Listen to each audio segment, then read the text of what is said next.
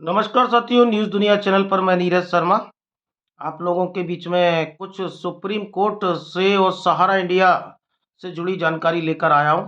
और जानकारी ये है कि सेबी सहारा केस जो 2012 से और वर्तमान समय तक जो है आज पेंडिंग है, जिसमें सम्मानित सुप्रीम कोर्ट ने सहारा की हाउसिंग और रियल एस्टेट को जो निवेशक हैं, हाउसिंग और रियल एस्टेट के जो निवेशक हैं उनके 24,700 करोड़ रुपए सहारा सेबी केस में जमा करने का आदेश दिया था। और सहारा आज तक उस अकाउंट में, जो सहारा सेबी का एस्क्रो अकाउंट था, उसमें 24,700 करोड़ रुपए जमा नहीं कर पाई और जमा करने में विफल रही, जिसमें 15,700 करोड़ रुपए ब्याज सहित लगभग आज की डेट में अगर मान लिया जाए तो वो जो है 20,000 करोड़ के ऊपर वो अमाउंट बनता है, जिसमें से 5,000 करोड़ इन सोसाइटियों के निवेशकों को लिए दिया गया।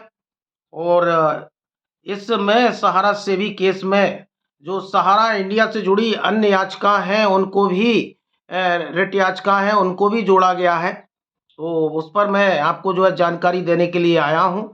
साथियों, सुप्रीम कोर्ट पर जो है एक डिटेल दिख रहा है, उसमें एक रिट याचिका लगी है जिसको लगाने वाले हैं, रिट याचिका नंबर है 147/1/2024 और इसको पिटीशन करने वाले हैं Nagendra Kumar Kushwaha and other versus union of India.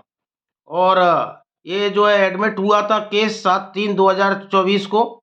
तो इसको जस्टिस संजीव खन्ना और जस्टिस जो है दीपांकर दत्ता की बेंच जो है इसको सहारा के सेबी केस के साथ में इसकी सुनवाई करेगी।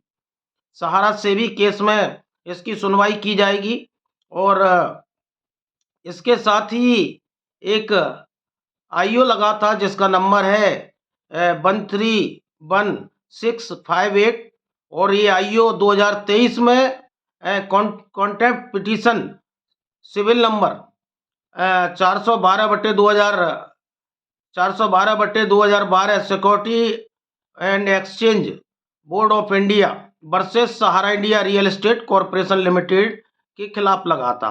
तो इस सभी केसों को ये डबल बेंच जो है सुनवाई करने वाली है। और इसके पहले मैंने कहा था कि सहारा और सहारा इंडिया से जुड़े जितने भी केस हैं उन सभी को सुप्रीम कोर्ट एक साथ एक बेंच पर सुनवाई करेगा। और मेरी बात आज जो है सच साबित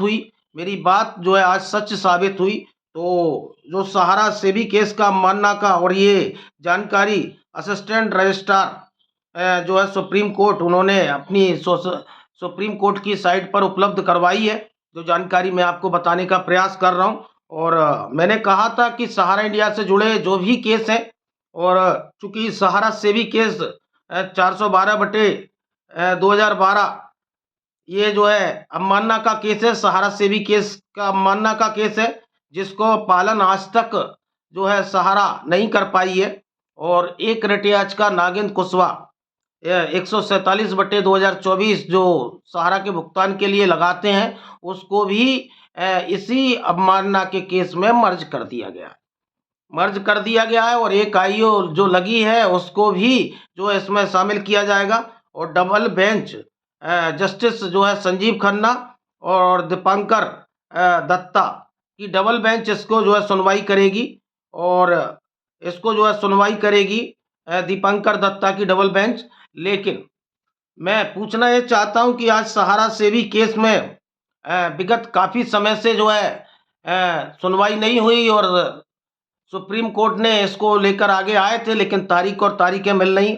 सहारा समूह भी चाहता था, बड़े बड़े एडवोकेटों को उन्होंने सुप्रीम कोर्ट में खड़ा किया कि जो सहारा सेबी केस का पैसा है इसमें निवेशक आगे निकल कर नहीं आ रहे हो, ये सहारा को मिल पाए। और कपिल सिब्बल जैसे बड़े सीनियर एडवोकेट सहारा की तरफ से जिरह करने के लिए खड़े हुए, लेकिन इसमें तारीखें मिल रही, लेकिन आम जमाकर्ता के साथ में न्याय नहीं हो पा रहा।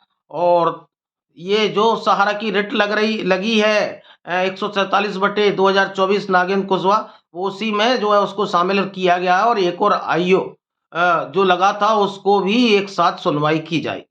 आगामी इसमें डेट कब निकलती है, कब जो है डेट इसकी आती है, और क्या सहारा के आम जमाकर्ताओं का केवल और केवल तारीख और तारीखें मिलेंगी, यह सब सम्मानित सुप्रीम कोर्ट करोड़ों लोगों की जन भावनाओं, उनके खून पसीने की कमाई से जुड़ी अ, जानकारियों को जो है उनके भुगतान से जुड़ी परेशानियों को देखेगा और जल्द से जल्द न्याय करेगा, और सम्मानित सुप्रीम कोर्ट में एक जनहितैषी मुद्दे के साथ में सुप्रीम कोर्ट उनकी सुनवाई करेगा। आज सहारा इंडिया के भुगतान के लिए अन्य संगठन भी आगे आ रहे हैं और पीआईएल के माध्यम से वो कानूनी प्रक्रिया में आगे बढ़ने का दम दिखा रहे हैं, लेकिन आज पुरजोर तरीके से इस अवमानना का जो केस लगा है और उसमें सहारा समूह के खिलाफ में सहारा के आम 13 करोड़ निवेशकों के तरफ से जोरदार पैरवी करने की जरूरत है, और जोरदार तरीके से सम्मानित सुप्रीम कोर्ट में सहारा के 13 करोड़ निवेशकों के भुगतान की जा रही परेशानियों को अब सम्मानित सुप्रीम कोर्ट तक अवगत कराने की जरूरत है।